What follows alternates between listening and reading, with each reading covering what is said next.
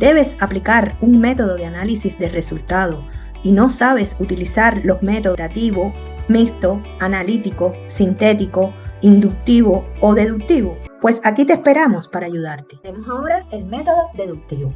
Extrae conclusiones lógicas y válidas a partir de un conjunto de premisas y proposiciones. Es un modo de pensamiento que va de lo general, como leyes y principios, a lo más específico, o sea, a los hechos concretos. Puede emplearse de dos maneras.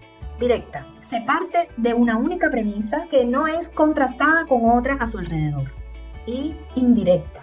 Se parte de dos premisas. La primera contiene una afirmación universal y la segunda una particular. De la comparación de ambas premisas se obtiene la conclusión. La validez de las premisas determinará la validez de las conclusiones. O sea, si nuestras premisas son erróneas, entonces nuestras conclusiones serán erróneas. Pero eso no significa que la lógica del razonamiento esté equivocada. Lo que es importante es encontrar unas premisas correctas. Ejemplo de método deductivo. Tenemos que tener en cuenta en estos ejemplos que la validez de las premisas, o sea, si las premisas están correctas, entonces estarán correctas las conclusiones. Primera premisa: todos los perros son mortales. Segunda, Pluto es un perro. Y la conclusión, Pluto es mortal. En este ejemplo, la conclusión no es correcta porque las premisas no son las más adecuadas. Vamos a ver un segundo ejemplo. La primera premisa: ninguna vaca puede volar. La segunda: los animales que vuelan tienen alas. Entonces, de ahí, según el método deductivo, la conclusión es: las vacas no tienen alas. Esta es correcta. Vamos al tercer ejemplo. La primera premisa: